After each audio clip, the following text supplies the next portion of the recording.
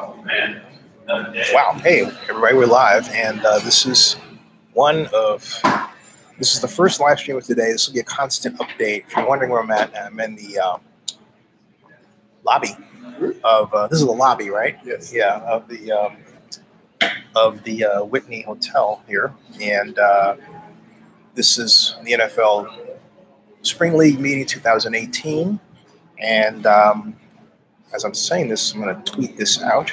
So excuse me while I tweet this out. Say share, but what's going on here? Just trying to recenter this. Basically, the activity is such that the meetings are behind me. The media workroom is that way. You can eat over there. The people hanging out behind me here, as you can see. Take a look. Okay, ta-da! See that? All that? All right. See that? Guys, say hey. How you doing? Hey. Yeah. Very good. He's getting ready, right? Yeah, ready? Yeah. He's the best bartender in Atlanta. So, and I'm not drinking. I've got coffee here. See that? Ta-da! Yes, I'm dual cupped, if you will. So this will serve as the update live stream, okay? And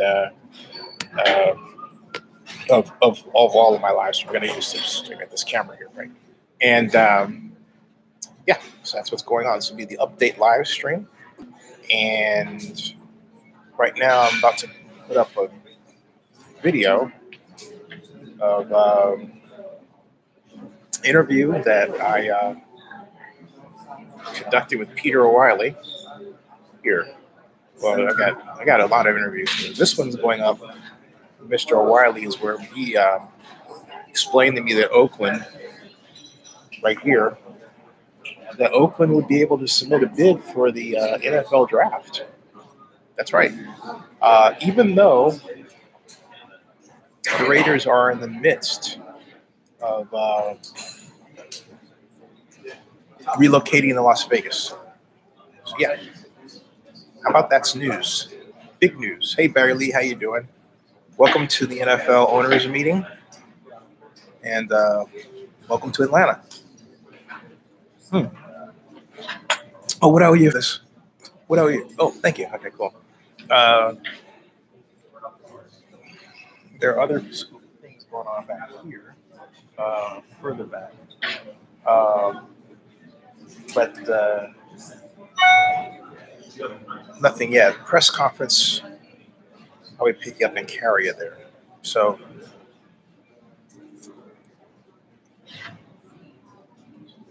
what else? That's about it right here.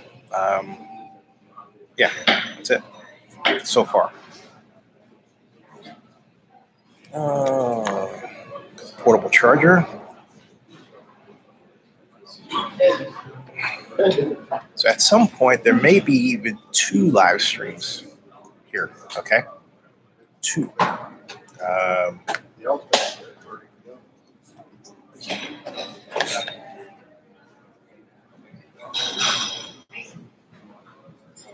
don't know if I can do 3, but I can do 1 live stream with a mobile, this one, and then of course this is the live stream that you're on right now. Go back to what Barry Lee says. Not a single notification for my live streams from the NFL owners meetings. Wow.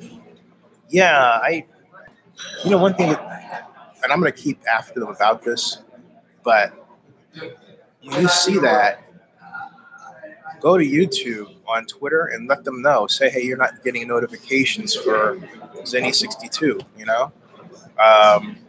that would really help a great deal. And having them, pay attention to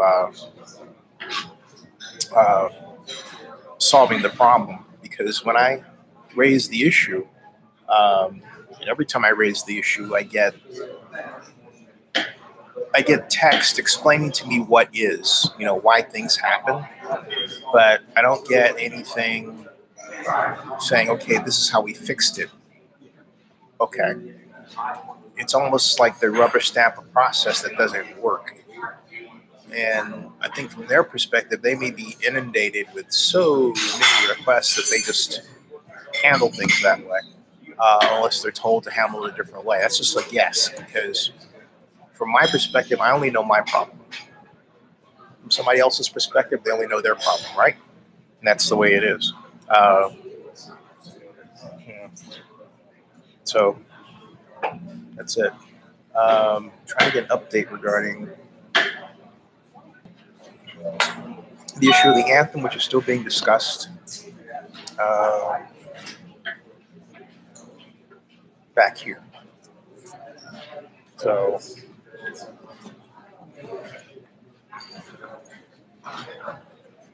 the video I have up right now is my interview with Peter O'Reilly of the NFL. He's Senior Vice President of Special Events, and he's talking about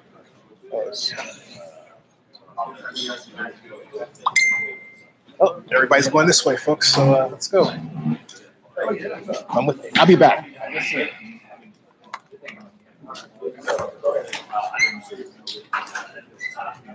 Hey, how are you? Great. This is kind of what it's like, folks. You take rides, you know what I mean? Excuse me. Where we're going right now is to the news conference room. And excuse me, thank you. And hey, Ira. And we'll find out. Well, folks, got it. So any minute now.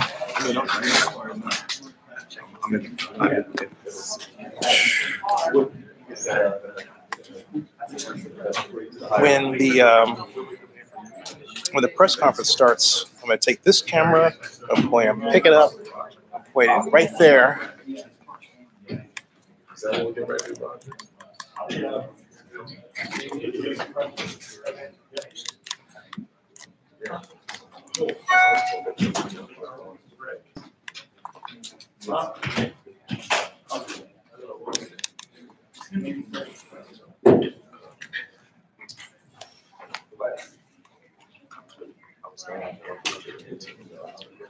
Yeah, I did it.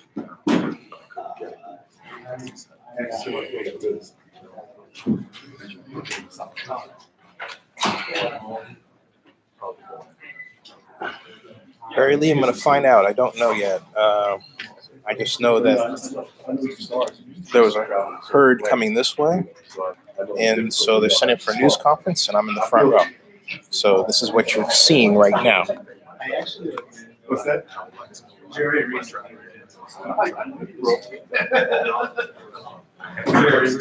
So that's what I know right now. All I know is that there's going to be a conference here starting at some point very soon. When, I don't know.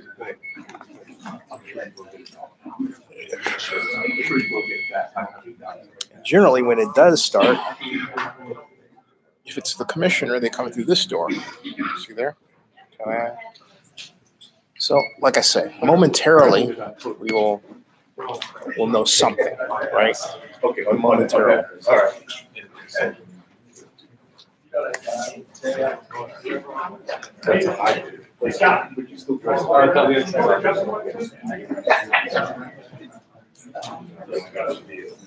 Okay. Hey, listen, in case Justin doesn't make it back. Thank you very much.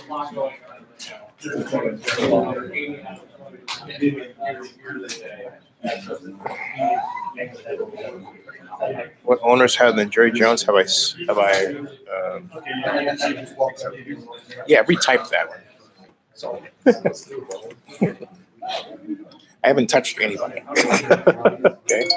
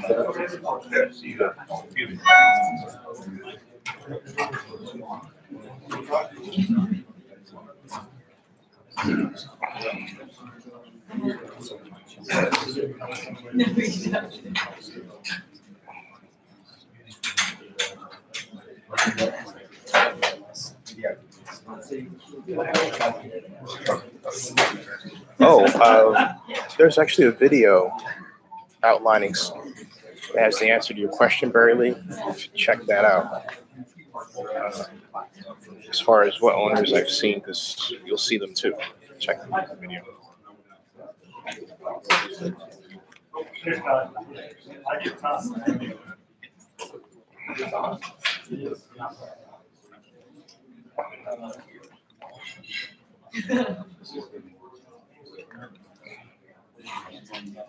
Yeah.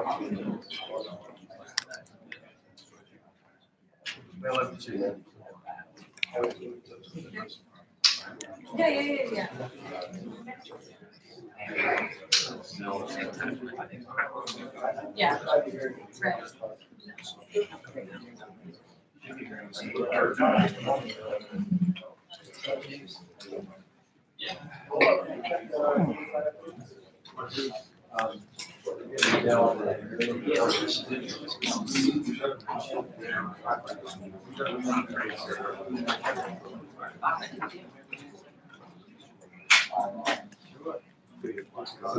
Right.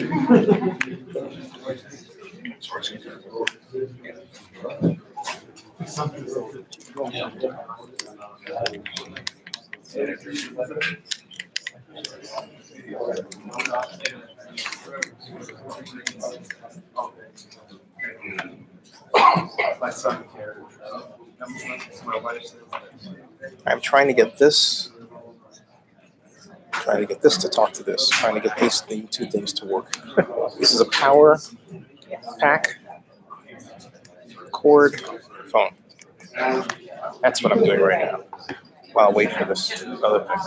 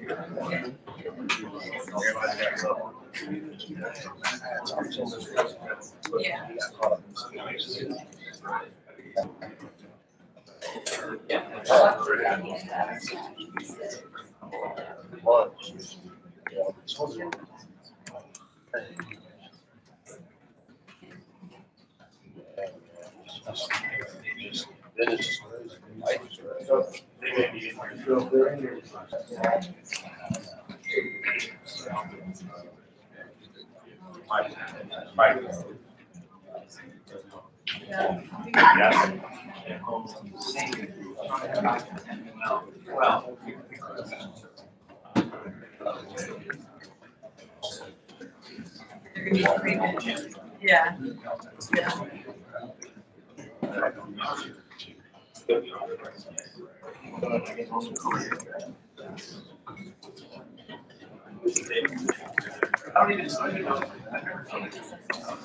I know.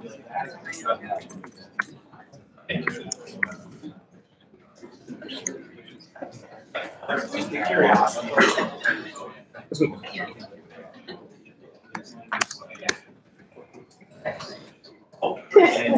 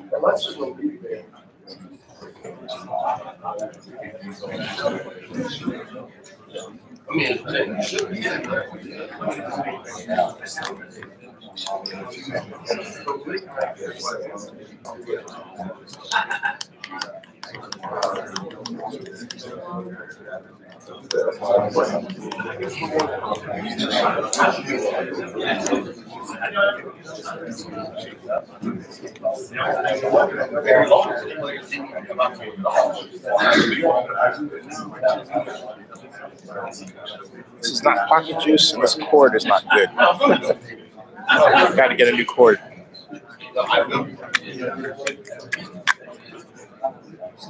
Now you can sit there, count side.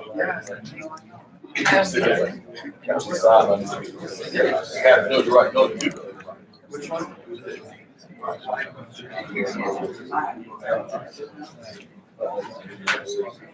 Were you really?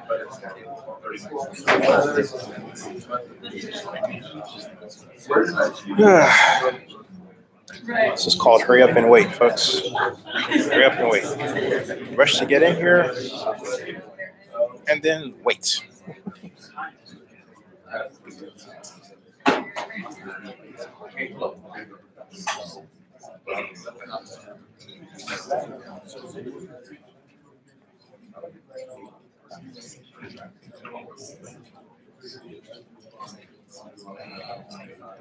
Hey everybody, welcome to Zennie62. We are waiting for this press conference to get underway. It hasn't started yet.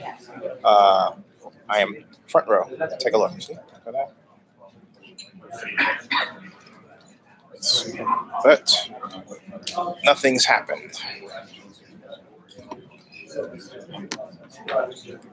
yet.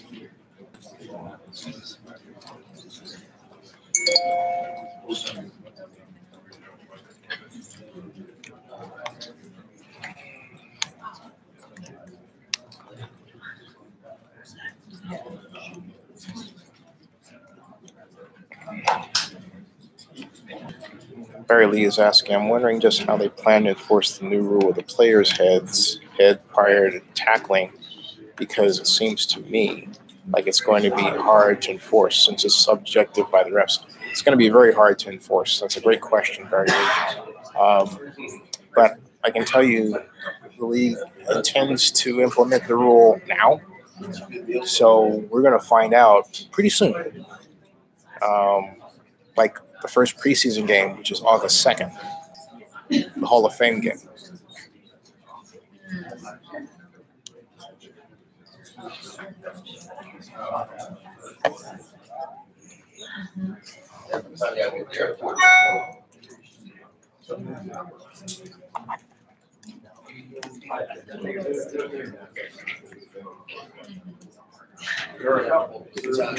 Have I heard from the players union? The question is, have I contacted the players union? The answer is not yet. Finally it communicates. Woo-hoo. It took how many tries? Like 10? It's ridiculous. Man, oh man. Okay. So while this is setting up, the other thing I'll do is upload video.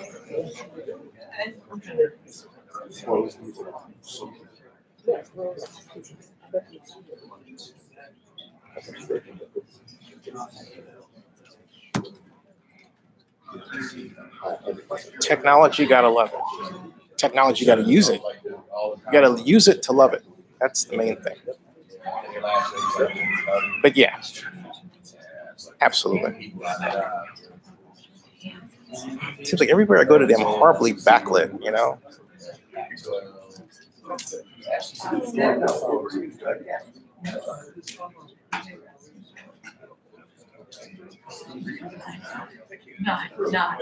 should bring a little light, just like that, to illuminate, because I'm black, and so as a result, this shows up. But hey, let's turn my face sideways, or get something in front of me, but whatever. Oh, really? The reflective light is not enough. The ambient light isn't cutting it. Okay.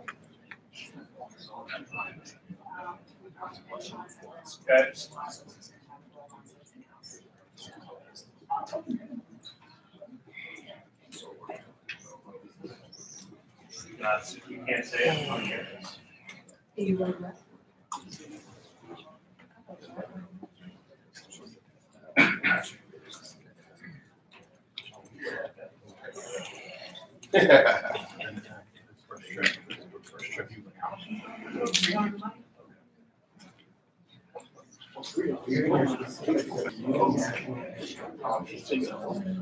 It's so quiet here. You'd swear we were at church, waiting for the. That's what it feels like. We're at church, waiting for the pastor to come out.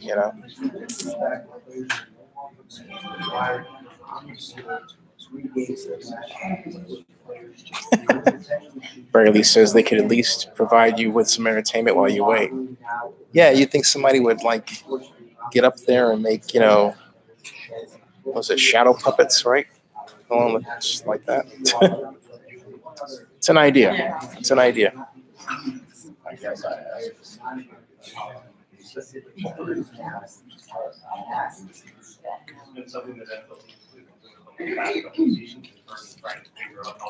Oh, here we go, folks. Take a look. Right here. Ta-da. Okay, this will serve as your 1 minute more. 1 minute more. We're ready for Ian and Tom to take a seat. We will have brief remarks from the commissioner. We'll have 4 owners. We'll also make brief remarks. The meeting is still going on, so we do try to keep this brief, take a couple questions, and then we're going to go back and meeting.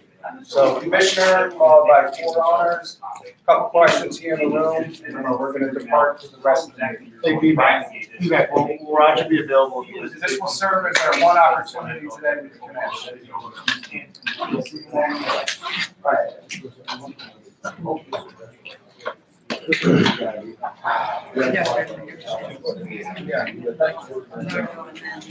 So there you go, folks. You heard it.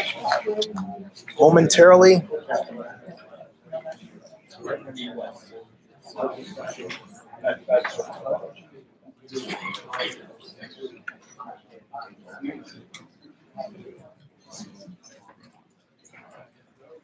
And we're waiting. Like I said, there's a lot of waiting in NFL owners meetings. A ton of waiting.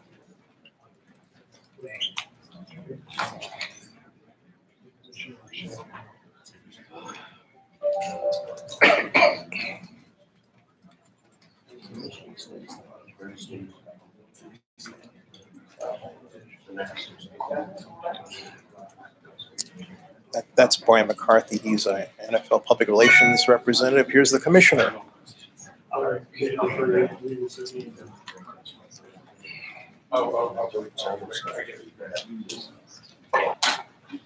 Okay.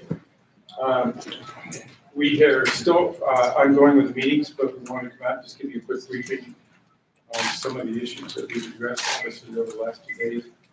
I would say it's been an unusually productive, busy meeting for our spring meeting, but it has been very productive. Starting with the competition committee and Troy and Richard here, and I know you saw the little changes we made last night. We think the kickoff changes are a really positive change to make the play better and more exciting and safer for our players. I think that's a very positive change, and we thank a lot of the special team coaches around the league that really were instrumental in making those changes. In addition, we had a resolution that confirms that replay will be involved with any ejections from the game 2018 season. Again, something that I think clubs wanted, officials wanted also to make sure that we get it right. As you know, I was out here yesterday on the Panther Cell to David Tepper. We're excited to have David in the league. He has been sitting in the room. We look forward to having his leadership with the Panthers going forward. This morning we had the events committee make a recommendation to the membership. We awarded Super Bowl 57 to Arizona. Congratulations again, Mike. And Super Bowl 58 to New Orleans. In addition, we also awarded the 2019 draft to Nashville. As you all know, we've had a great deal of interest in hosting the draft. We are only going to do it for 1 year so that we can continue the learnings and continue to figure out how we continue to build this event that is really the highlight of the offseason, certainly for us, and we think on the sports calendar. We also had a report from our security committee, from Chief Lanier, head of our security. She made a very important presentation with respect to our fan security and the best practices that we want to have in all of our stadiums to ensure that our fans have a good experience when they come to our stadiums. Lastly, we had great deal of focus on the social justice issue. We amended the agreement that we passed in March with respect to matching funds on the club level, so that players would put money up, clubs would match that fund, and then the players and owners would work together to make those changes in the communities that they feel strongly about. And that would be a club-by-club decision. We had an update on that, in addition, from several clubs about how well that's working, ideas that clubs are sharing with one another. We're very proud of that platform. We think it's unique in its nature. We also think it's incredibly powerful and will help us support our players to make sure we're making the changes in the community that they feel so strongly about and have given us a deeper and better understanding. Last is we made modifications to our anthem policy. We did that this morning after a great deal of discussion yesterday and this morning. It was unanimously adopted by the clubs. Several owners are here, they're going to give you their perspective, but from our standpoint, this is a great opportunity to continue that partnership with our players and keep the focus on progress and the programs that we think are so important in the communities. We're proud of that support, and we think that that's how change is really going to be made. Clearly, our objective as a league into all 32 clubs, which was unanimous, is that we want people to be respectful of the national anthem. We want people to stand.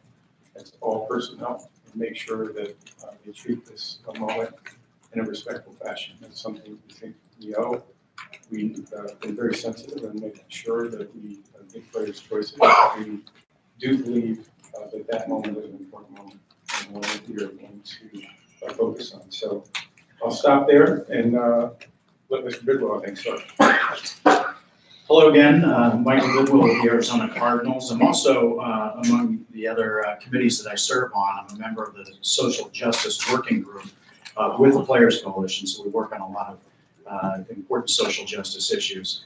But my perspective is, as the commissioner said, I think putting the focus back on the game, making sure all personnel stand on the field and honor the flag, the anthem, and the moment. And so I think it's been a good discussion internally with coming up with this policy. And it's a league-wide policy that clubs on a club-by-club basis will be able to enforce with workplace rules. So that's a little bit of clarity. It is a league-wide policy. So look forward to getting the focus back on football and getting back to football in 2018.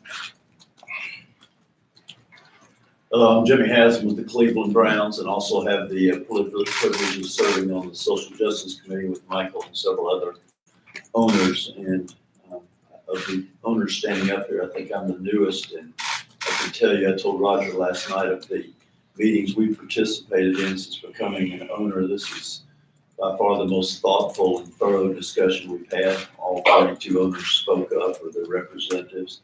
We talked for 2 hours yesterday and an hour today. And I think throughout this process, all of us as owners in the league, Roger in the NFL, have grown much closer to our players as we work through this process.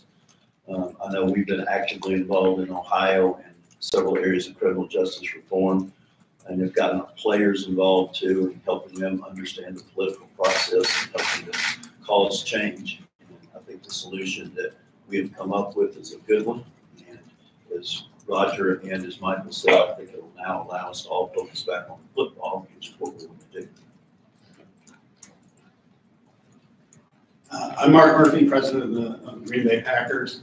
I would reiterate what's been said. I thought our discussions over the last couple of days have been very, very positive. We talked a lot about, I think we learned from each other, had different viewpoints, but came to a unanimous consensus. We also talked a lot about our players and how this would affect them. We wanted, you know, as you look back at last fall was difficult, I think, for all of us within the league. But one of the real positives that came out of it was the improved relationship between management and the players. And I think that's been a real positive. We want that to continue to move forward. And we have tremendous respect for our players. And you look, I think you also have to put this in the context of looking at just over the last year or two, what the league, clubs, and the players, how working together, some of the great progress we made on the underlying issues that the players were protesting and really making a big difference in their communities on social justice issues. Art Rooney, Pittsburgh Steelers, and as has been said, I think we've spent a lot of time, really not just at this meeting, but really over the last year discussing the subject of the anthem and working with our players to try to make sure we can get to a place where all the different viewpoints can be respected. And I think we've come out at a place that we as a group in the league are comfortable with. Obviously, we want to continue to work with our players and make sure that they feel that their point of view has been respected. I think the fact that those who are not comfortable standing for the anthem have the right to stay off the field. So we're not forcing anybody to stand who doesn't feel that's within their the way they feel about the particular subjects. But those who are on the field are going to be asked to stand. And I think that you know, we've listened to a lot of different viewpoints, including our fans, over the last year. And I think this policy attempts to come out in a place where we respected everybody's point of view of this as best we could. Okay, at this time, we'll take a couple of questions. We do have microphones. First question, Jared, what do you want to say to that? Hey, Roger, a two-part question here. We always have two questions. What happens if the player decides to come on the field and decides to kneel nonetheless, despite the policy? That's the first part of the question. Then the second part, the NFLPA has come out and said that it will fight against this policy. What do you say to the union leadership and why perhaps didn't better engage the union in striking this compromise? Well, Jared, anything I have to say to the union, I'll say to them directly. I do that all the time. So I'll be more than happy to do that directly. But there's been incredible engagement with the players on this. We've talked to tens, if not hundreds of players about this over the last year or so to get their input and understand their positions. And again, to respect them, as I think was stated. Your first part of your question was what happens if anyone is on the field and is disrespectful to the anthem of the flag, there would be a fine from the league against the team. The team will have its own work rules that will be consistent with the overall policy, and they will make their own decisions about how to manage that from there. Mark Maskey, Washington Post. Roger, given the way the policy is structured and worded, is it your expectation out of this that this will end all protests by players during the anthem on the sidelines? Or is there, in your mind, is there leeway there for a particular owner or a particular club to decide they want to allow that? No, not from a club. And as I think was said before, all 32 clubs want to make sure that during the moment of the anthem and the flag, that is a very important moment to all of us as a league, as clubs, personally, and to our country. And that's a moment that we want to make sure is done in a very respectful fashion. That was something that was very strongly held in the group. We think that we've come up with a balanced process here, a procedure and policy that will allow those players to feel that they can stand for the anthem to stay in the locker room. There's no penalty. We are going to encourage all of them to be able to, we like all of them to be able to do the same intention. Jonathan Jones, Sports Illustrated. Hey, Roger. Who's the arbiter of respect for the flag? What would be considered disrespect for the flag and the anthem? And why would the league and the owners kind of willingly attempt to police something that is subjective like this? Well, I think the general public has a very strong view of what respect for the flag is in that moment. We have language in our policy that talks about that, stating attention and focus. And I think the general arbiter will be the club to lead, and we'll work with our players and get their viewpoint also. I've got to get back to you. One more question, Charlotte Observer. Hey, Roger, Joe Person, Charlotte Observer. There was a former Panthers female employee recently told Sports Illustrated characterized the Jerry Richardson investigation as a farce because the league was, the independent investigator was not giving any protection on the non-disclosure of the case. And she didn't, apparently she didn't feel free to speak to the investigators because of that. How would you respond to that characterization? And then how will this investigation go forward now that Jerry is no longer here? Two things. One is Mary Jo White is highly respected, the greatest of integrity, and she would not be involved in anything that's a farce. She has her own procedures and policies that will allow her to complete her job, and when she's completed her job, then we'll take it from there. Okay, thank you very much. We'll conclude the overall meeting in a couple hours. We do also have Rich McKay, Corey Benson, if you want to talk some football based off of the rules. We had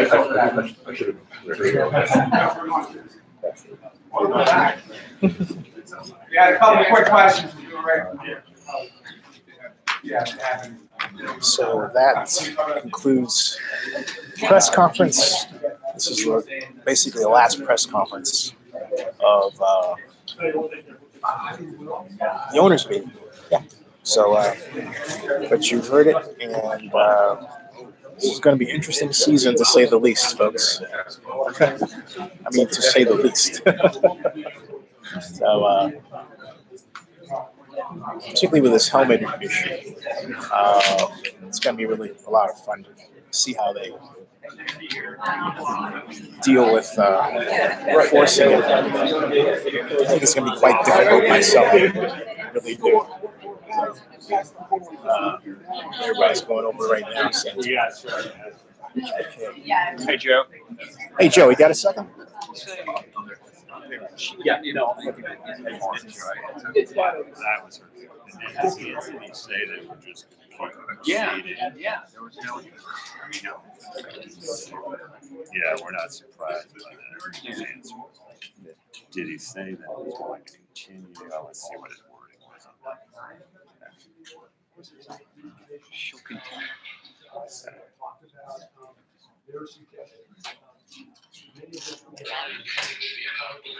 He's on another issue. Otherwise, I'd get your question answered. But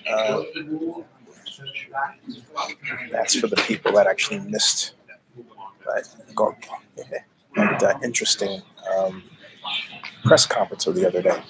So, talking about the rules changes on the helmet issue. I think he said something like that it will allow her to continue to work. I think it's basically what he said. Okay. But no time. Hey, Joe. We get you for 30 seconds. Okay. 30 seconds. 30 seconds. 30 seconds, yeah. This guy's Panthers expert. What do you think of your new owner?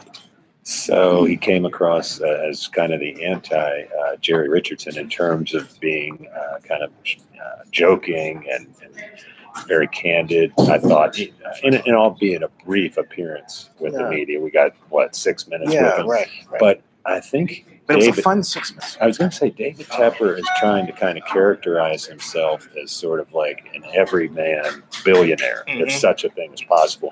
And given the Panthers situation right now, what they've been dealing with this Richardson stuff, I think they kind of need a guy that seems like one of us, one of the fans, rather than a guy that, Jerry Richardson sort of put himself up in that owner's box, and we hardly ever heard from him. Jerry Richardson hadn't done a press conference since January of 2011. Wow.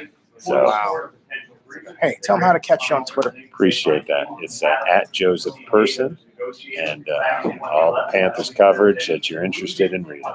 And he knows good barbecue too. I haven't forgotten that. Appreciate you. Got it. I appreciate you too. So there you have it, folks. Dave Tepper is a breath of fresh air. And as far as what's happening with Rich McKay, if you want to take a ride over there, hold on a second. Still 3.5 months or so away from the start of the regular season. So whatever battles have to be fought are going to be coming at a time. You still have a little bit of distance from actually having those games figured out. You do have some level of subjectivity. There's the language of what is respect to flags. This is Rich McKay. What that means, which is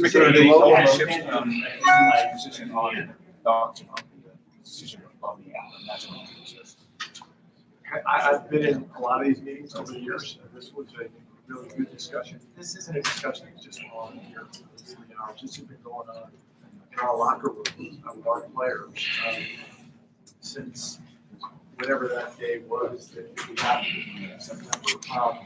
And so I think this is a culmination of that process. And I think it's a good process. I think that get it in a good place. There'll be plenty of discussion about it. National discussion about it, sure. Rich, is there a number sort of best illustrates how dangerous that your is? No, I think the one, Sam, listen, we've watched a lot of video. Troy, we've all watched video of this play. What he's talking about is the new tackle rule. And like I said, the press conference, the full press conference here on Zennie62 on YouTube. I got the whole thing, folks. I got the whole thing. So, got the whole thing. Hey, how sorry. And hold on a second.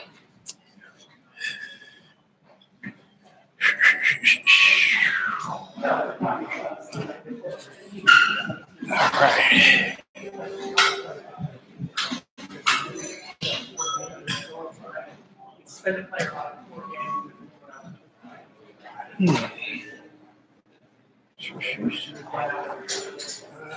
Let's see what's up here. How about there? It's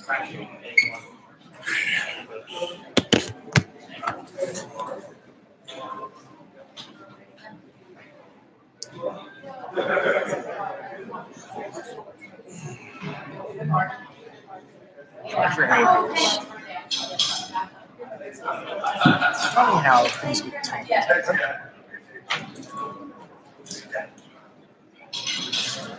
Like that, see? It's all tangled up. There we go.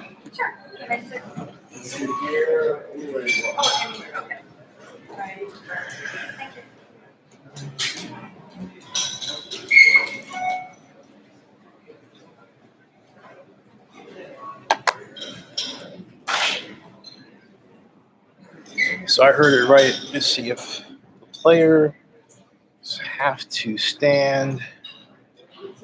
Maybe up to the clubs. Yeah, it's up to each individual club gets to enforce its rule. They're still meeting. Let me see something here. So trying to get.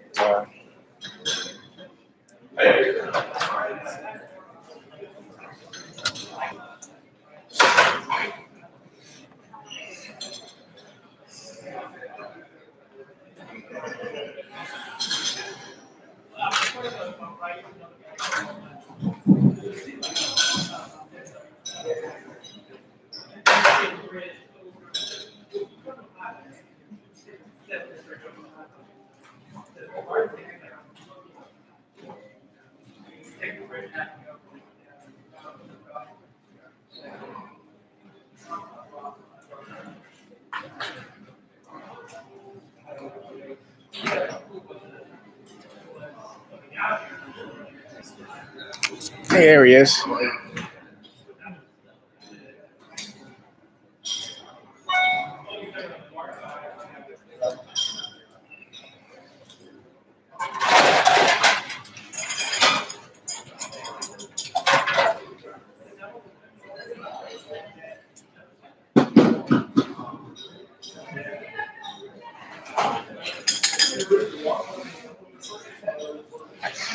I didn't get a chance to drink that coffee. I had to run in there. Can I get it?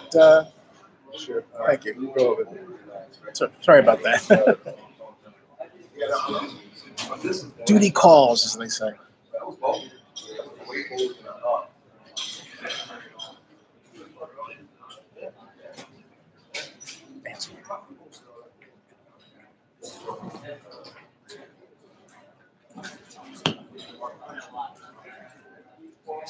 How you doing, Sam? Good, man. How you doing? Outstanding. Tech is working. Yeah. What's your flight? Well, it's not. My mom lives in Fayetteville, so I send Rin to Oakland. I've been here, but for 8 days. I've been in Las Vegas more times this year than Oakland. Yeah, but my mom, you know, she's How far is Fayetteville? about 47 miles. You know, not including the traffic. Yeah, yeah. But yeah. Nice. Yeah. So it worked out pretty well. You got new glasses, didn't you? Yeah, just losing my reading. Sounds like me. Yeah. Yeah. That's exactly what I'm going.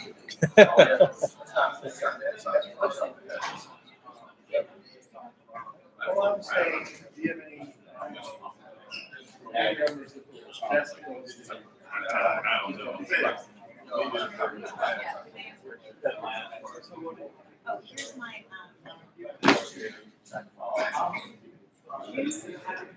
The guy I was talking to is Sam Farmer of the LA Times.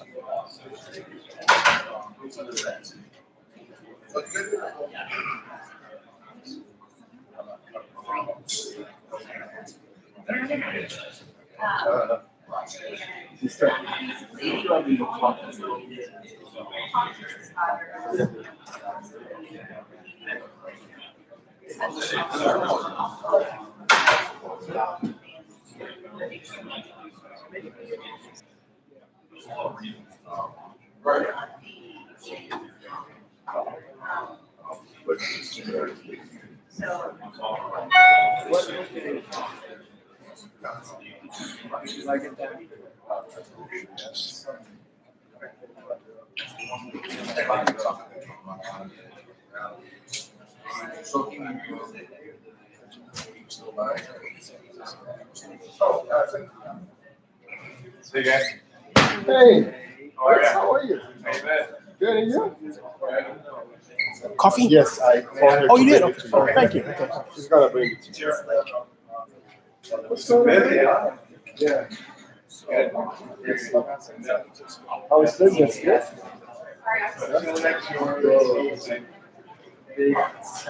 So.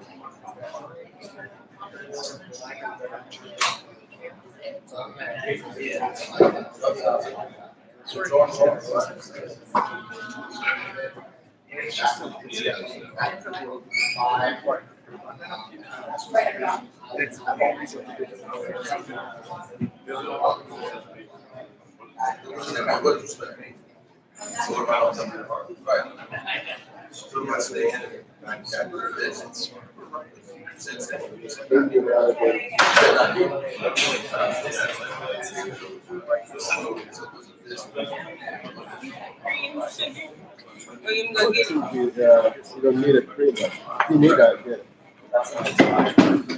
Thank you.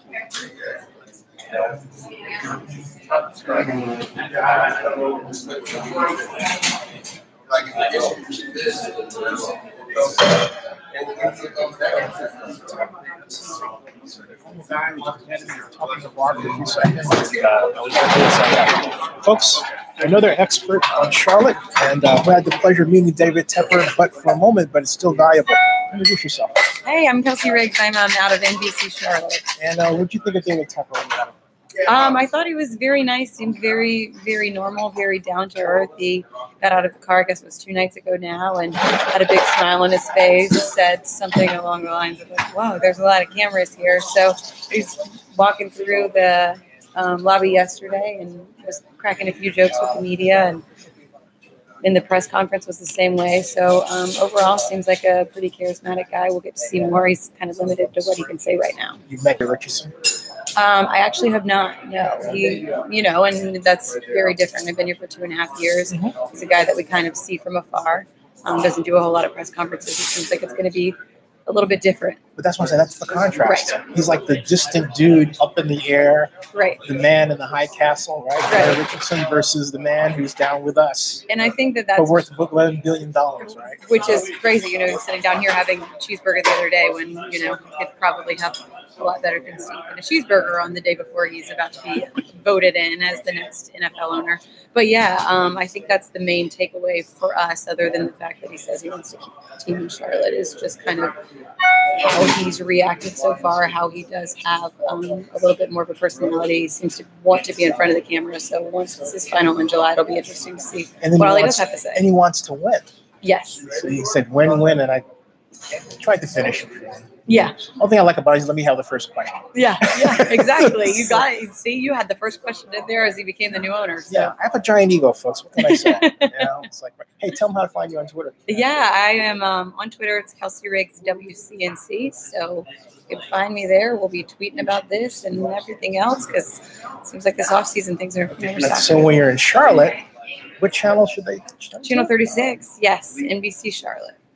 You should turn there, even not for sports, for everything, right? Yep, that's right. I'm only going to talk about sports, though. Don't worry. See, I know nothing about Charlotte television, so I'm going to follow her lead. Yeah, right? I'll talk about sports, and I'll let the other people do the weather and the news, and have no business talking about that. Prediction, because Norv Turner, she knows a lot of great football. Norv Turner's your new offensive coordinator. And did you see Troy Aikman was there yesterday? No. Yeah, brought him in. So yesterday was the first day. Was today Wednesday? Yeah. Yesterday was. I was calling it Tuesday all day. I know. It's legit. Yeah. So yesterday was the first day of the next phase of OTAs for them, and so Troy was there. I think I saw somewhere, I didn't hear it personally, but I think I saw that he was going to be there a little bit. But it seems like everybody's really excited.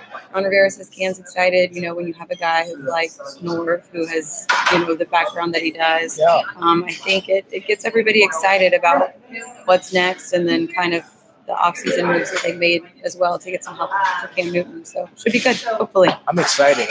Super Bowl. Maybe be nice. In Atlanta. 3rd time's the charm. That's right. It's actually here, folks. Yeah. Hey, I know you're busy, but thank you so much. Yeah, I appreciate it. Thanks for having me on. You guys have a good day. Good grip. Yeah, thanks again. So there you go, folks. More updates and from Atlanta. And I got my coffee. Woohoo! I got my coffee. Yay. So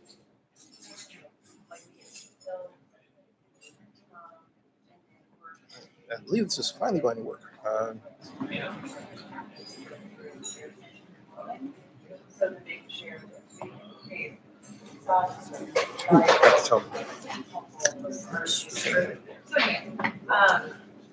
Be right back, folks. Got something.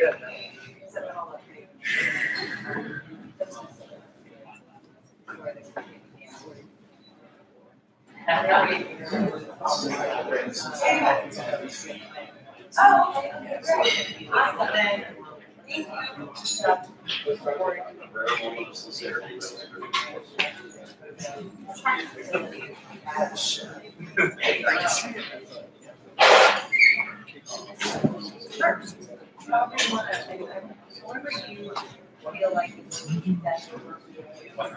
It's already on CNN. See that? New moment. They got, see, look at this.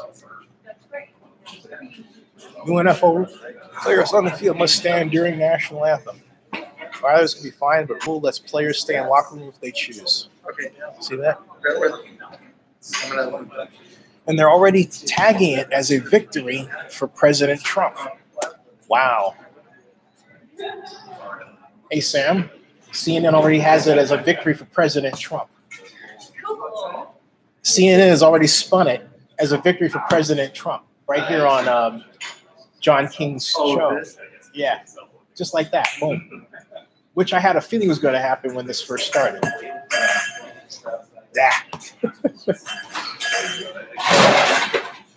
Well, once again, the NFL lets Donald Trump pump them.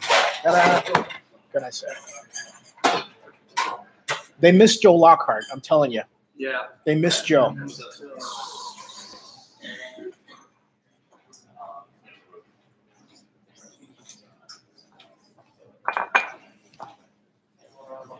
Joe Lockhart was, for a moment, NFL Executive Vice President for Public Relations. So it's on CNN already. How about that? Hey, boss, got any sugar? Sugar, yes, sir. Thank you.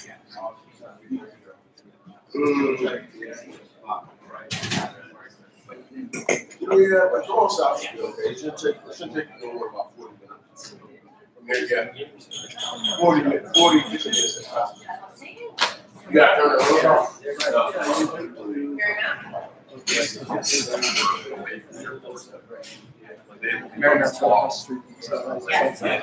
Thank you. Yeah, you should look it up. You got it about 50 minutes.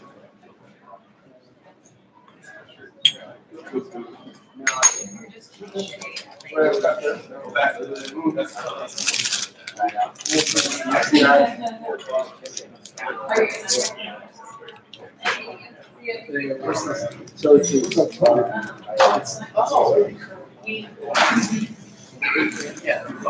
Yeah, I don't see. I'm not exactly the worst. I know this is what I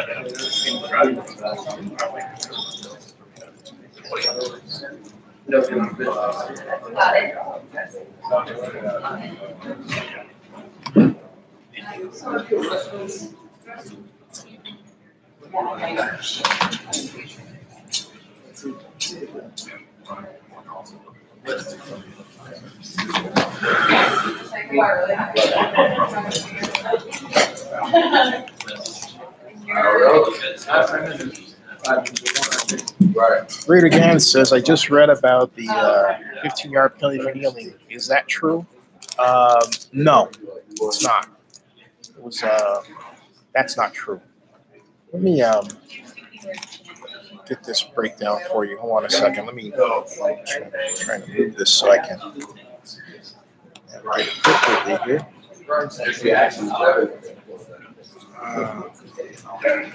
Hey, thank you for the super chat donation. Investments. Not a donation, it's an investment. It's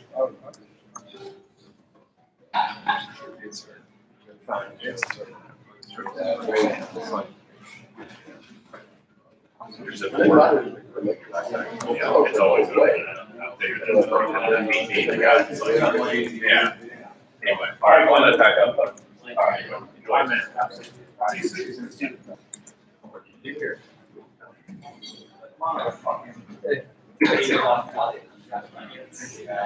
Okay.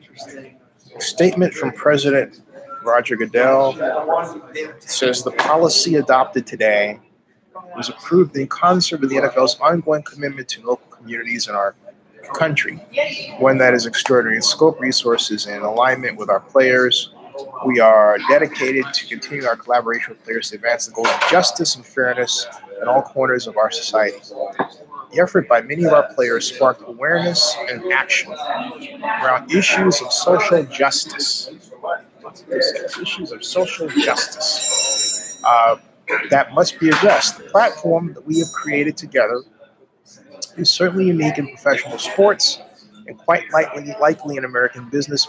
We are honored to work with our players to drive progress. It was unfortunate that on-field protests created a false perception among many that thousands of NFL players were unpatriotic. That this is not and was never the case. The season,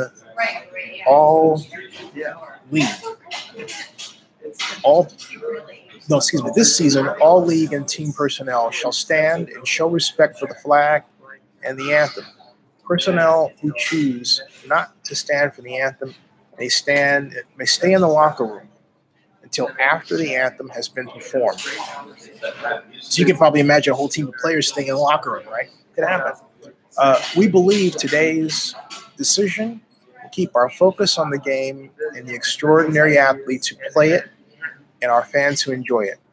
And then the policy statement is listed as follows. The 32-member clubs of the National Football League have reaffirmed their strong commitment to work alongside our players to strengthen our communities and advance social justice. The unique platform that we have created is unprecedented in its scope and will provide extraordinary resources and support of programs to promote positive social change in our communities.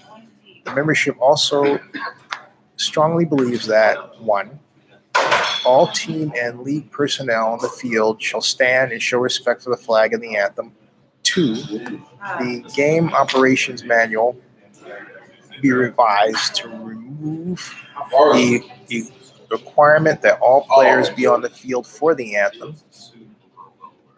3, personnel who choose not to stand for the anthem may stay in the locker room. It doesn't say will, it says may stay in the locker room or in a similar location off the field until after the anthem has been performed. A club will be fined by the league if personnel are on the field and do not stand and show respect for the flag and the anthem. Each club may develop its own work rules consistent with the above principles regarding its personnel who do not stand and show respect for the flag and the anthem. 6, the commissioner will impose appropriate discipline, my emphasis, not his, on league personnel who do not stand and show respect for the flag and the anthem. So there it is. And this will be posted in a video update. By the way, my interview with Peter O'Reilly is up now on my YouTube channel, Zennie62 as well. So, so what do you think, Ira? I couldn't even get my Winston question. Yeah. Hey, everybody. Where'd he go? There he is. Come and join us. Am I national? Come and do national. This is Ira Kaufman of Joe Bucks. What's going on here? What's going on? What do you think of this new policy? Hey, you know what? When you got half of this and half of that, you don't have anything. That's what you don't do. Only like half a loaf. Did the commissioner say we discussed this with the players? So why is the NFLPA up in arms already? It took 30 seconds. Right, because they didn't discuss it. They didn't discuss it. They mentioned it in terms of, well, this is what they did. We're going to do something. That's discussing it. The question is, Right?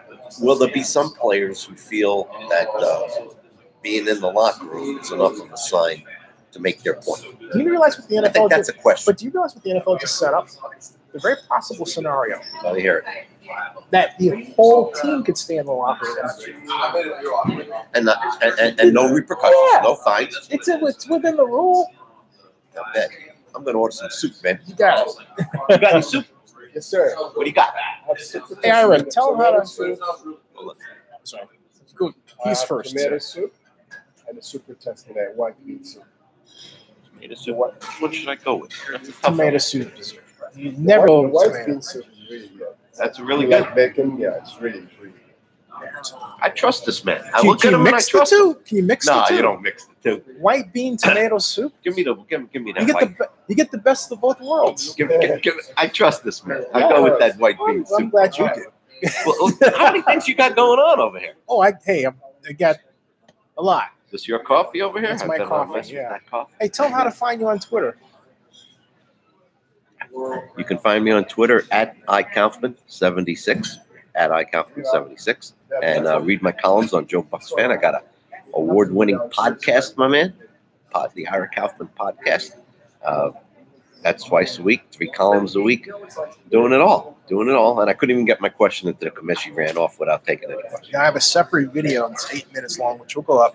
Nice. But Mr. Kaufman is very concerned about an investigation that should have been done by now. Yes. Jameis Winston and that, whatever her name is, Uber driver. It's taken forever. Yeah.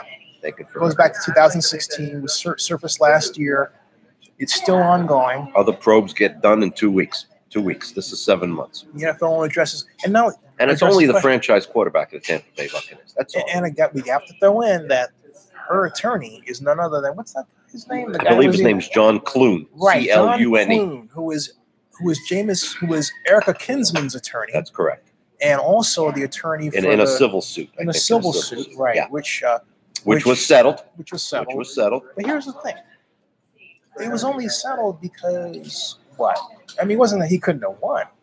He claims adamantly that there was nothing to it, but on the advice of attorney, that's the attorneys give the advice. Jameis, do you really want to testify? Describe in explicit detail what happened. You said it's consensual. She says it isn't. And most of the time, whether it's right or wrong, these cases go away. They get paid off. That's what happens. Here's something else. They get paid off, but also, look, she had a lot to drink. I read that case. She had 5 drinks before she walked in the doggone bar. She was underage. They both were underage at the time. She might have changed her testimony a couple of times also. And I think, I think it was, I said this before and I'll say it again. I think she forgot what happened, and then some of her friends filled in the stuff for her. She wants to be a good girl, but she doesn't want to be thought of as bad. And Jameis should have stuck with her and called her the next day after he dropped her off and said, hey, how you doing, and everything else. He didn't do that, so she's got no thing in her mind as to, hey, did he check on me or anything else? So I'm telling you, if I ever have a son, he ever gets to that point, you go Make out, the phone call. Make the phone call. Make the phone call. You meet a girl in the bar, you take her home, even if she asks you to, I don't care. This happened to me. She asked me to da-da-da-da-da-da. She was drunk, right? And I turned around and called. I thought this was going to be my wife. Seriously, okay? She forgot. I said, wait a minute. We did it, all the bartenders were there, the owners, everybody else. So. And if it could happen to you, buddy. Right. But here's the thing. I called her. Even after I dropped, I called her. I called her at 10:41 that morning after we had spent the night at the St. Francis Yacht Club in San Francisco. It's a fun night. I've been there many times. Great place. But I didn't have a companion. That's the problem. I was there by myself. Well, not nearly as much. So I'm telling you, okay, you make that call because you make that call because you have to make absolutely certain that you all compare your notes, if you're on the right page, so that you're still friends and everything else is copacetic. You don't do that, you're going to wind up in a position that James is in. I will say this, as we speak, this is before the probe's conclusion has been announced, everybody in that building, everybody in that organization, fully behind Winston. They have not lost any faith in him, even though the naysayers are saying, oh, here's another example of why they never should have drafted him. His teammates, coaches, management, ownership, they're all behind Winston. We'll see what happens in this thing. Here's the crazy thing, my man, and you know this for a fact. Even when the decision is finally announced, who knows, it could be 2 weeks before the season opened in New Orleans. Even when that decision is announced, there's a good chance we're still not going to know the details of what happened that night. It's going to be a decision by Roger Goodell in consultation with the people around him and in an atmosphere of the Me movement being very prevalent in America right now. Me Too movement. And Me Too movement. Don't think that won't be a factor in the ultimate conclusion. That's right. So, look, I've gone on record saying if the evidence is overwhelming that Winston is guilty, that's a problem. That's a problem because then I can't trust him. Right. I don't think we're ever going to find out whether the evidence was overwhelming or not, even when you get the decision. Here's my other That's question. a problem. I mean, why would he do? Did he get married to his girl? He just got engaged. He just got engaged. Just got engaged. But he's having a baby in July. But at the time, wasn't he dating her when this? Yeah. Yes. So I'm still, Yeah. It was in Arizona, Scottsdale, Arizona, spring of 2016. Did anybody bother to ask if alcohol was involved by either party? My indications, I don't want to break news here on your broadcast over here, but my indications are, Jameis's recollections of the evening might be a little foggy. My soup's ready, baby. Follow him. It's soup. It's soup, baby. River. Coffees for closers. What's going on here? Oh boy, this is hey, you know, CNN already got the information up on the decision on Goodell's statement. Goodell. Yeah, just like that. Boom. Just yeah. Boom. Look, it's a complex issue. It's a complex issue. But I still go back to one point that Thanks for that planner. thank you, my friend. Man, let's Look at let's this. get a shot of this, folks. Look at this is the meal. Look at this. Look at this. Look at this. Look at this. That looks good. That looks. That's going to be scarfed up in about 90 That seconds. looks yum. That's Followed by tomato soup. I might do a daily double. yeah. over here. That's the white bean. That's the way. Wait, I might It's going to get help that my one. cold. I might follow his lead, folks. I might. All right, tell me more about your. Tell me more about the Raiders, about Oakland. The Raiders. What year did you start with these people? I started. Oh boy. You were at the Stingley thing, so Yeah, I was a. were you there in '76 when they won the Super Bowl? I'll tell you even better than that. My mom's friend was Otis Sistrunk. That's how I had no interest in football. I was into Star Trek because we started our first Star Trek club. Wasn't there a famous shot of Otis Sistrunk on the sidelines on a Monday night football? Yeah. And the steam was coming out. Yeah. University of Mars. Yeah. That's the guy. Yeah. My mom had befriended him, Gene Upshaw, Marvin Upshaw. This is around the time we had the Black Filmmaker Hall of Fame, and Oakland was a great place to be if you're, well, black or anything, but black. And is that my coffee or is that yours? Yeah. Anyway, and so he's sitting in the living room, and Mom came down and said, "My mom came and said, hey, I want you to come down and meet Otis." And he plays for the Raiders, and I was kind of like, okay, big deal. This is how I felt. All right, this is how I was. I felt that, and I said this at 6 years old to my grandfather. I said, because my grandfather said, you should play football like fullback. And I said, and I was 6 when I said it. I said, there are enough blacks playing football. I would rather coach. And I was 6. So I quite literally had no respect for what I felt was a kind of a old system, if you will. So I had to adjust my thinking if I was going to meet Mr. Sistrunk. And so I went down, and our conversation went like this. Hey, Mr. Sistrunk, you ever heard of Nikon camera? Nope. Okay, serious. And I said, you like Star Trek? What's that? That's how it started. So after that, I went to just thought, well, this is going well. I said, it was nice to meet you. So I went upstairs. I found a book called The NFL's Encyclopedic History of Pro Football. And at the back of it, what'd you do? Memorize it? Yeah. At the back of it, there was a section called Encyclopedic History of Pro Football. It had, among other things, Tom Landry and how Tom Landry had brought feedback and control theory, which I happened to be interested in at the time as a teenager, to football. And I had no idea. And so I got hooked on football from an engineering perspective, thanks to Tom Landry. Give me an Al Davis story. I demand an Al Davis story. Okay, you got one. Did you have a lot of interludes with the man? I had some. The greatest one was after he came back from Oakland, from LA. From LA, right. And he was sitting with a group of us after the press conference, after the luncheon, and he was trading stories and talking about Francesco's and how he looked forward to getting his seat back, which he did. He would hang out there for, okay. And like me, it was he's great. a Brooklyn boy. What I liked most about that era is something that I think is lost today. Is he talked to people then? He was connected. And as he got older, maybe for whatever reason, it just seemed like he got, maybe it's just me, it just seemed like he got more disconnected. I agree with that. You know what I mean? And the young people who only know Davis with his vendetta against Roselle and moving to Los Angeles, they dismiss him. They dismiss him. Crank, an old crank. What does he know?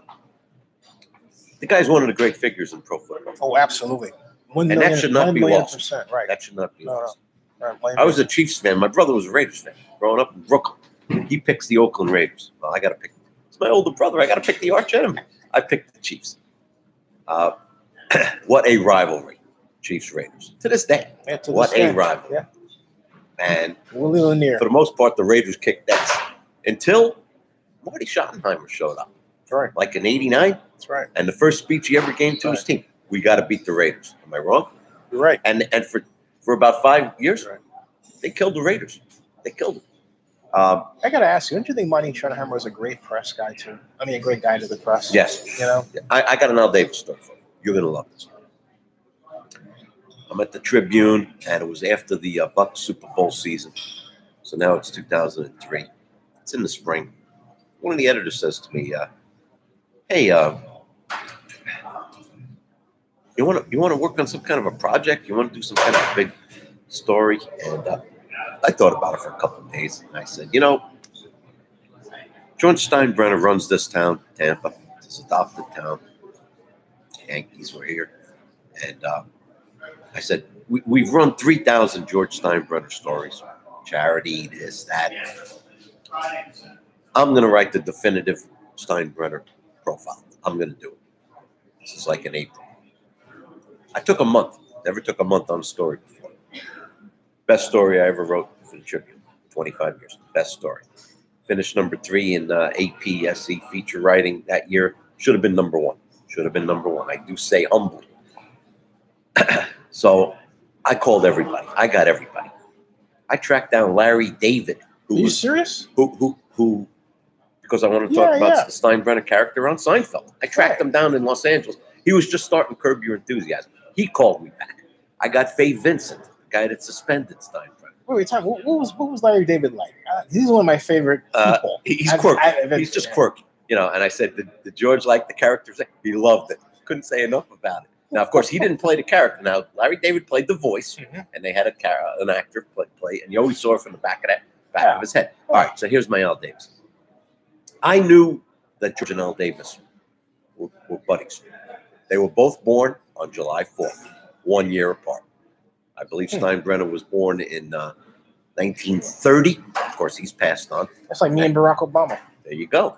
August 4th. Wow, August 4th. July 4th, Yankee Doodle Dandy was the name of the article. And I believe Al Davis was 1929, 1 year apart. So I knew they were tight. I'm in the office, and I say to all my guys sitting around, all the sports, I said, they said, who are you going to call next? I said, I'm calling Al Davis. All of them, to a man. You're not going to get Al Davis. He doesn't know you. You're not going to get him. I'm going to get him. So I make the call to Raiders headquarters.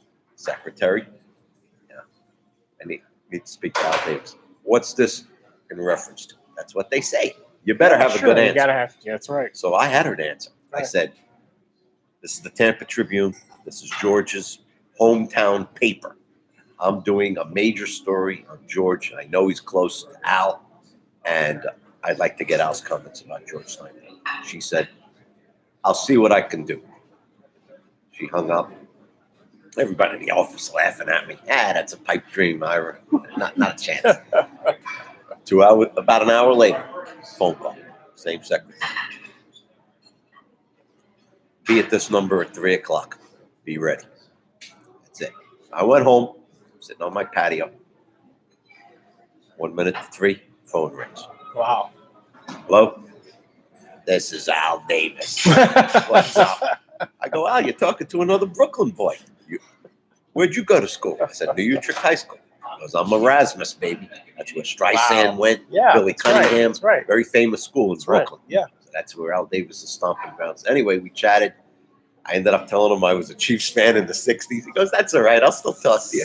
And we talked about the Ben Davidson play with, killing Dawson and, so many memorable things. Anyway, he goes, what can I do? I said, well, this is George's paper, the Tribune. This is his town. Doing a major story on him. I know you guys are tight. What can you tell me about George? And this is the quintessential Al Davis quote. I don't care what you get from here on out.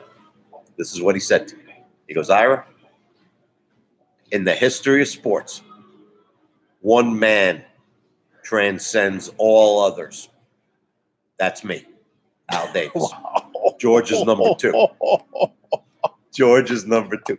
I mean, Can you get a better That's quote to beautiful. start No, your you story? can't. That's huge. So then, then we just talked about, growing up in My Brooklyn. other and Al stuff. Davis story. It's One man transcends all others. I mean, that's out. That's huge. I don't have. I mean, obviously, but I was tapped to bring the Super Bowl to Oakland. We lost to Jacksonville. Stupid decision. Thank you. I'm headed up the escalator at the Hyatt Regency before my meeting with the Super Bowl Policy Committee. This was Which Hyatt 1999. Regency? Which Hyatt Regency? Chicago. Mr. Davis is going down. And I said, Mr. Davis, zip. You're press. I don't want to talk to you. I said, Mr. Davis, I'm not press. I'm the Super Bowl head. I'm trying to bring Super Bowl to Oakland. Good luck then. If you need anything, let me know. But his first reaction is, I don't want to talk to you. You're press. It's like, oh God. I started. But see, here's the thing. Technically, he was right because prior to that, the last time that he saw me, I was press.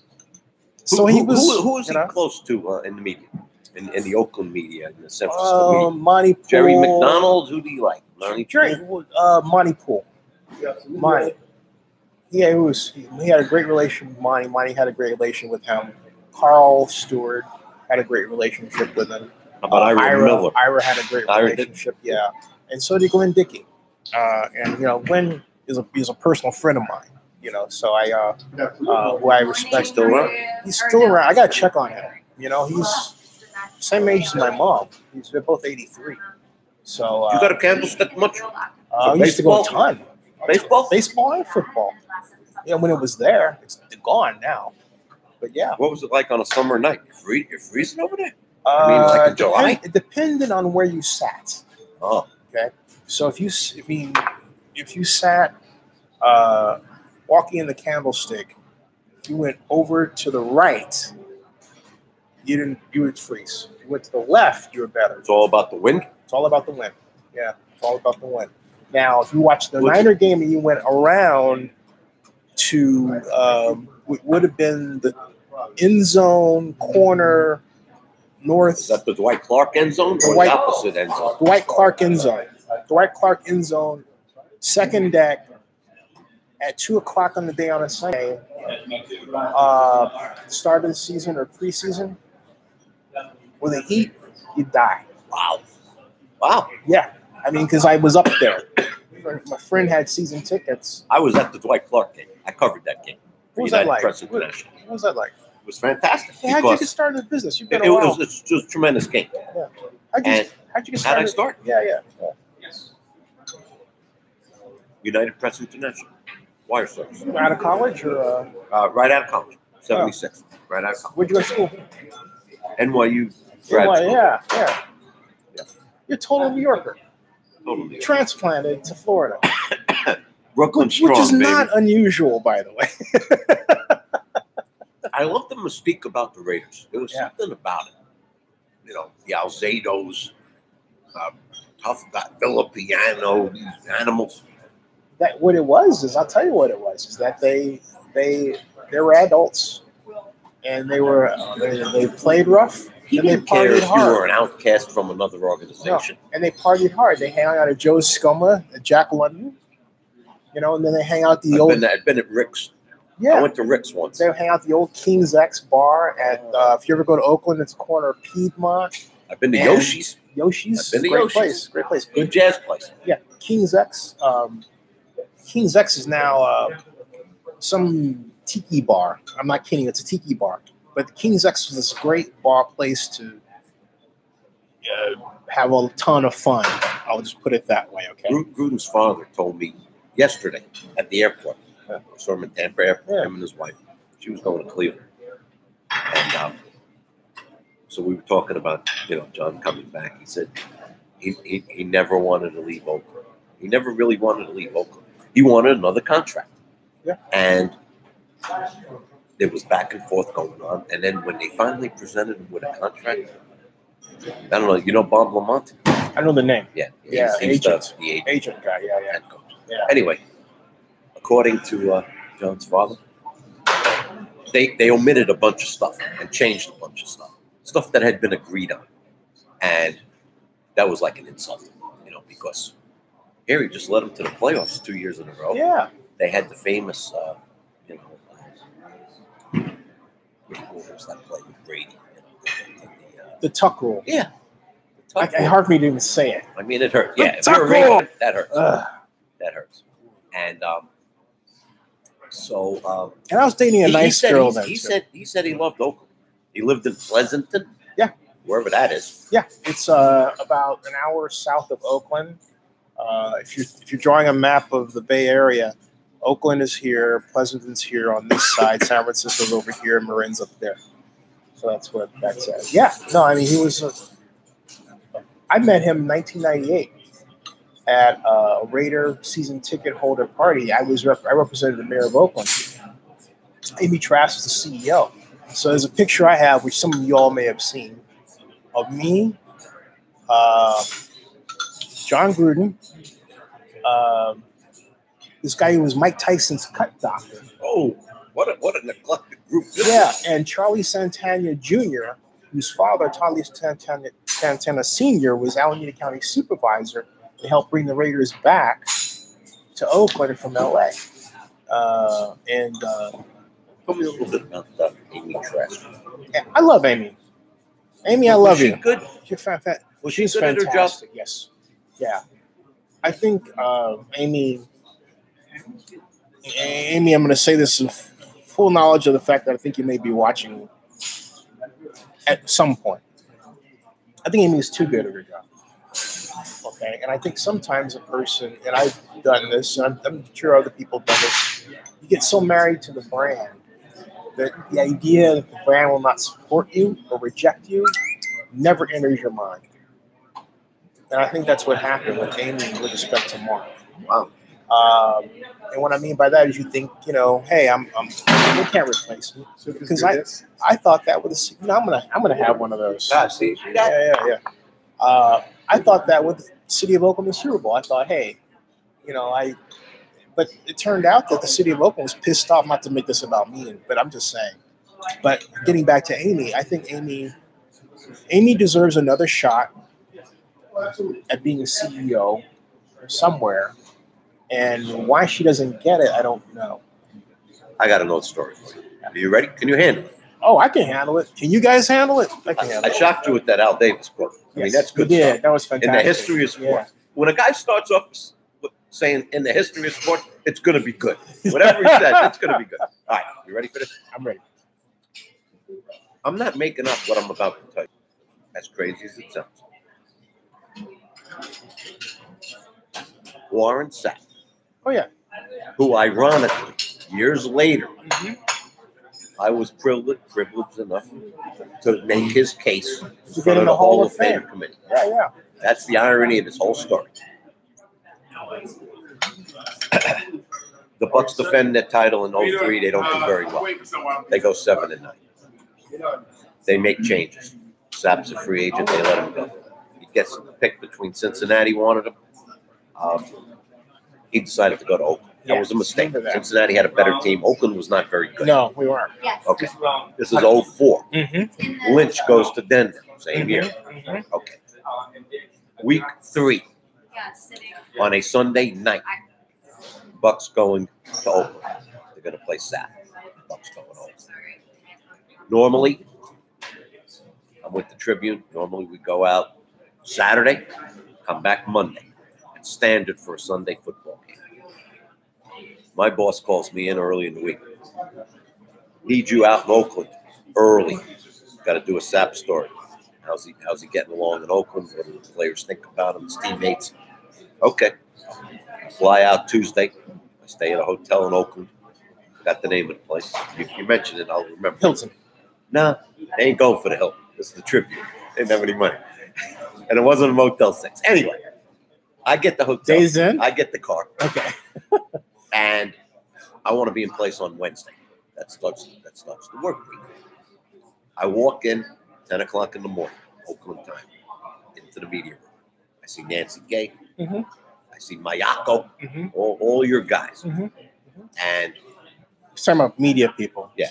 And they're all of the time. They all say, Myron, what are you doing here? Game's not till Sunday. Trib sent me up a few days early. I got to do a big Sapp story.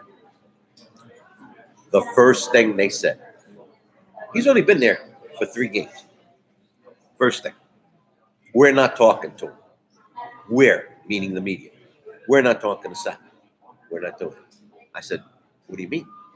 He goes, well, last week after a loss, he was all pissed off and he didn't like something and he thought Nancy Gay wrote this article and he didn't like it. So he called her the C word. Yikes. Right in front of us. Yikes. So we're ganging up and we're going to support our colleague and we're boycotting Sap. We're not speaking to him as a group. So I said, now look, guys, they just spent $1,000 extra to send me. They go, well, we understand that. You're not involved with this. Right. You got to talk to them. Okay. I told the Raiders in advance that I was coming. Mike Taylor. My buddy. I'm about to tell you about your buddy. My buddy. How you doing, Mike? All right. 11 o'clock rolls around, 11:30. Time going along. Door opens up. I follow up. We all go like sheep down the road. I get to the locker room door, and your buddy, Mike Taylor, puts his arm out. He goes, ouch. Where you going?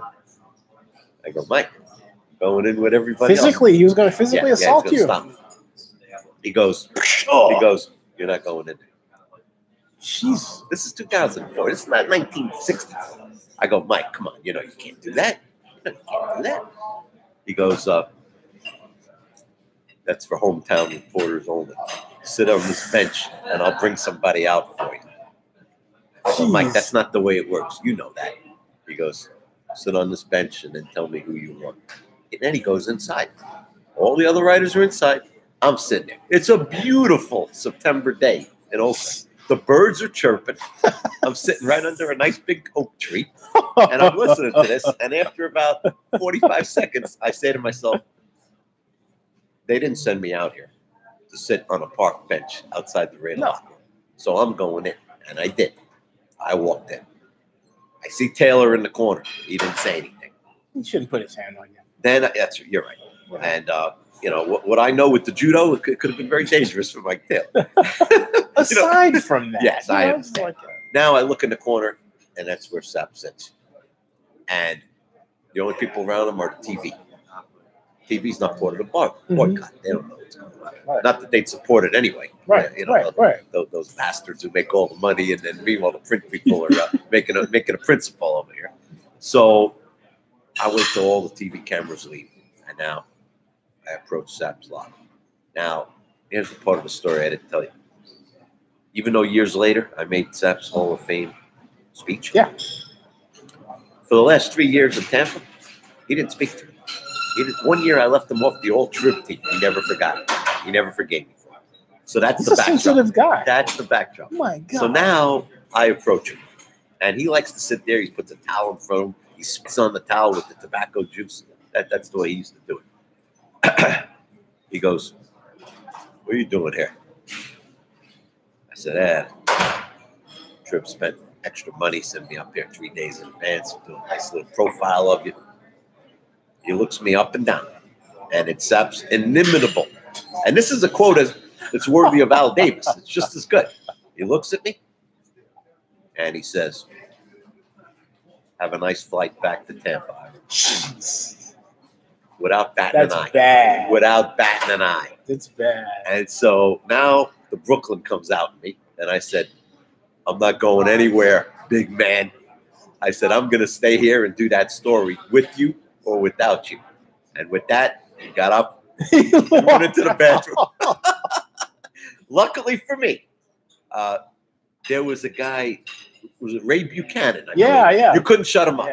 And so, Buchanan's at his locker, and I started asking about Sap. He goes, sit down. I'm going to tell you all about how 99's working out for us. And how did you guys patch it up? Because you nominated him. How did you go from that to, he's such a prideful man that, he knew I was the Tampa representative for CAN. And, he probably didn't like that I was the guy that was going to make the case, but I hope that he had confidence in me. And I got to tell you, he doesn't want to believe this, but it is the honest truth. Going into that meeting, which was in New Orleans in 2013, February. It was always the day before the Super Bowl. That Super Bowl was in New Orleans. That must be the one where the power blackout That's right. happened. I believe it was. Actually, that was it. That was it. Yeah. And so it was a good class. You know, Jonathan Ogden was in there, some other people. And the prevailing sentiment was make them wait. We don't like Sal. We don't like anything about it. The way he treated us. That's what I was told when I got to town. Mm-hmm. My job was to keep the emphasis on Sap, the football player, because he had tremendous credentials. Absolutely. He was a two-time All-Decade. Remember that game against the Niners? Yes. Yeah, that was opening game. Oh, 97. God, I'll never forget that. The Bucks had arrived in that game. You're right. Yeah. Because they had Rice. They had Young. And knocked Rice out of the game. Not Young and Rice out of the game. Yeah. I mean, it was like it was a cartoon. I would have drawn it like limbs over here and everything. That was the first evidence that the Bucks had arrived. Yeah. That defense. Tony Dungy was coach. Absolutely. Yeah. The second year. And didn't take Dungy. No one gave them a chance. Remember that? Yes. People making jokes. The Bucks were a joke. So anyway, and I'll give you a little behind the scenes. Sap. I was doing here comes your soup, man. Oh, cool. I'll take it away from the computer. Yeah. Keep away from the computer there. Thanks. So, folks, you ever come to the Whitney Hotel? You got to get this. That's right. Take a look at this. It's that. White bean. Look at that. Bean, See that? baby. Look at that. It's like look at this. It's a meal in a soup. Look great. Look at that. Look at that. Look at that stuff. This is the former Ritz Carlton. The former Ritz. Right. So you were saying there. Well, I was doing my due diligence on Sap and talking to former teammates. And I was in the office, and it was about 2 weeks before I was leaving for the Super Bowl. Mm-hmm. I called up Keyshawn Johnson. Now, Sap and Keyshawn Johnson didn't get along particularly well. Why? Well, when the Bucks were struggling with their offense and they couldn't get over the hump and they kept losing the playoffs, Keyshawn lobbied Sap to vouch for him to Dungy and Rich McKay, and hey, I can put you over the hump. And he was a very good player, Keyshawn. So Sap did it. He goes, hey, Keyshawn's available. We can make a trade for him. He wants to come here. He could make a difference. They went out and got him. So the Bucks knew they were close. They just needed one more guy. Well, what happens? OTAs, voluntary. You can't get fined for missing an OTA. People were missing them all over the place. Those Bucks were different. Sap, Brooks, Lynch, Rondé. Those guys, the prevailing thought was, this is not voluntary. You will show up. You will, and they rule that locker room. Wow. So here comes first day OTAs. No Keyshawn. Sap calls him up. Where you at, man? I'm in LA. I got real estate deals, man. I'm busy. I'm a businessman.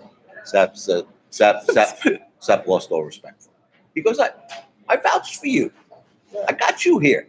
And you do that? Yeah. That caused the problem. But I called Keyshawn. And I got him, and I said, Key, making a speech for Sap in about 2 weeks in New Orleans. Should he have a bust in Canton? Sometimes somebody says something to you, and as soon as they say it, as a reporter, you know it's either going to be your first quote or your last quote. You just know it. And this is what Keyshawn said. Does he belong in Canton? He goes, yeah, he belongs. He's an asshole, but he belongs. And I hung up the phone, and I was in the office, and I turned to everybody, and I said, I got my opening line. I have my opening line in front of 48 voters. And I went in that room, and that's what I said.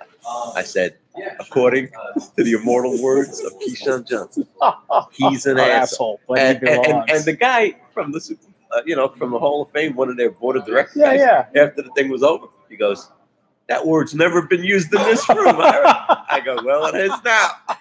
That's my way of getting the focus. Look, was I going to say that he was a model citizen? No, then I lose all credibility. Yeah. What my point was, it doesn't matter. So he doesn't sign autographs. So he doesn't. That's what did Hollywood Henderson. I remember Hollywood Henderson in his days. That's what you're going to hold again. O.J. Simpson's got a bust. Yeah. Yeah. So when the smoke cleared, Zapp got in first ballot. And don't think that doesn't mean something to these players getting in on first ballot. It's like the club within the club. Mm-hmm. They have such pride. Zapp, Brooks. It means a hell of a lot. You know, it means like you're there with Jim Brown, Barry Sanders, Jerry Rice, Butkus. Hey. I came in '85, so I missed Leroy Selman. He had just Yes, retired. Batman. So Batman Wood was great. Batman, yeah. Derek Brooks. Yeah. Derek Brooks, the best player that I saw. Never missed a game. Always in the right spot. Totally professional. He needs a job. I'm trying to get him a job with the Bucks. I'm saying the Bucks should hire him. Yeah. But is he okay financially? Is this kind of? Yeah, he's okay. Wow. Hey, so what do you think of Dirk Carter? His first year was great, 9-7. Last year, a lot of expectations, hard knocks. Fans excited. Should they have got a different defensive coordinator? Mike Smith's the whipping boy in Tampa. People kill Mike Smith. Well, there's no wonder why. Now, you could argue he didn't have a lot to work with. You could. This year, they went out and got 5 new defensive linemen. 5 out of the 8 guys that you're going to carry are new. Big year for Mike Smith. He doesn't get the job done, he's out. Yeah. So it's Cutter. My issue with Mike Smith is that he has a tendency to play this. It's kind of like a variation of wide tackle, 6 feet tackles wide, and that middle is left open schematically. So I'm thinking, I don't care how good the players are, he doesn't put them in a position to be effective. Some people don't think he thinks outside the box. No, he doesn't. He doesn't. He's kind of like, as much as I admire Tom Landry, like Tom Landry, not understanding that the flex defense needed to be redesigned. Grab a little soup. Tell me what you think. Oh, you got it. Definitely. Glass of water for me? Thanks. When you getting out of here? Whenever this is, I got 40. My mom is 47 miles south, so I've been with her most of the year. I haven't even seen my place in Oakland, but for 8 days this year. Oh, that's horrible! Threatening a major power plant. Talking about the lava flow in Las Vegas. And you ever been to Big Island? Oh, many times. It's horrible. Thank you, sir. Let me get this for you. Absolutely not. Not a chance. Oh. Not a chance. Your money's no good. Jeez, golly. Well, bad, man. But you asked me a question about what? The Raiders? It was. Hey, Mark. Good luck. You got. What did I ask you? That was Mark Bedane, folks, Raiders. You were asking me about. I thought you were asking me about Al Davis and the Raiders. We answered that. Was something else I thought you were asking. How do you think it's going to work out with Chuck? Second time around. Thanks, buddy. I'm skeptical. Because I'm a little skeptical. I don't enjoy saying it. I will tell you something. I got to say this, okay? The one thing I like about John, and part of it is so satisfying, is he listens to new ideas. For example, when you and I saw each other at the NFL in Orlando. Yeah, in Orlando. Now, when I have to set this up with a preamble, in '98, right, I had an idea for plays, and John said, "Hey, look, get on my schedule. Come by the office. Do on the whiteboard, right?" So I love that stuff. But part of it is I didn't think he was actually serious. Yeah, he's not going to be with me. So I didn't follow up. Plus, I was busy working for the mayor, whatever. Right? So I see John when he's with ESPN. I reminded him first of all, before that, 2004 Lee Steinberg Super Bowl party in Houston. I reminded John, he said that. He says, "Don't just stand there, get the fucking napkin." You know how he talks. So I got the napkin, drove a play, loved the play. Kept it. Then when he was You know, at it's funny you ESPN mentioned that at Houston because I think me and my fellow guy we were at that Super Bowl and we found out that Gruden got a contract extension that day. Mhm. Him and Allen. Yeah. They'd been there. Yeah. Bruce had only been In there. fact, Bruce was really great. In fact, Bruce said to Gruden at the Steinberg party, he said, "This guy," pointed at me, he goes, "This guy would be a great general manager." That was really nice. Wow. Yeah. Because they knew the city of Oakland treated me like crap, and the word had got around the league that, hey, Zennie did a great job by himself. With no help. But even the Tribune put it on the front page that he did it single-handedly by, That soup, baby. Awesome. Anyway. All right, I'm out. I'm out. I was going to ask you a question real quick. John stopped Will Case, the PR director, made him wait in the lobby for me this year to get him a play. I got him one. He's always looking for answers and ways to do things. My issue is that I'm not certain he has the right coaches to adjust when they get in trouble. Okay? And that's my major concern. I'm also concerned that they don't understand how fast the game is. There's a tendency to design plays that have no correlation with time motion studies, so they don't work. I was trying to explain it to Kyle Shanahan because Kyle was, I don't know Kyle, but Kyle sometimes comes off like,